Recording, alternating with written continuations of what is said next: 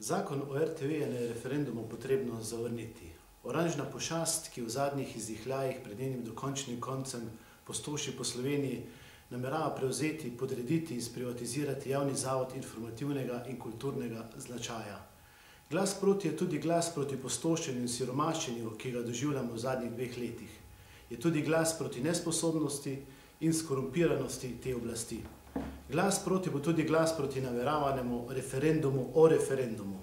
Vladajoča koalicija namreč predlaga omejitev referendumskega odločanja, razmislek o teh omejitvah pa se mi je porodil ravno ob tem referendumu, ki se ga nadvse bojijo.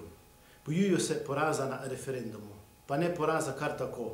Bojijo se, da bi jih to lahko zaustavilo na enem od njihovih roparskih pohodov. Vlada Boruta Pahorja želi z novim zakonom o RTV doseči več ciljev. Najprej, iz javnega, neodvisnega, avtonomnega zavoda želi ustvariti Kričač TV.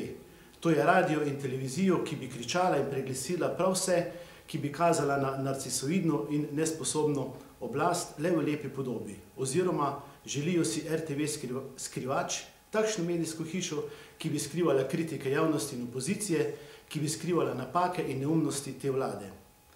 Ta oblast si ne želi novinarjev, ki imajo danes status javnih uslužbencev, temveč novinarjev kot družbeno-političnih delavcev, ki bodo ohranjali oblast komunistične kontinuitete.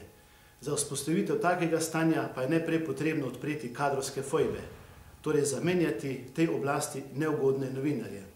Poseben pravni status, ki ni ne tič, ne miš, pa ima svoje raison d'être, odpira privatizacijo na področju javnega zavoda, na področju ustvarjanja informacij in kulture. Ta status odpira vrata za privatizacijo sistema, ki je bil postavljen z javnimi sredstvi in z naročnino, to je komunikacijskim davkom, ki smo ga in ga plačujemo vsi Slovenci. To je podobno, kot da bi nekdo mimo naše volje oziroma vaše volje vdajal vaše stanovanje in s tem dobro služil.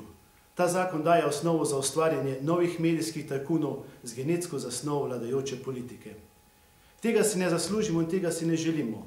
Zato na referendumu ni in ne more biti dileme. Zakon o RTV je na referendumu treba zavrniti.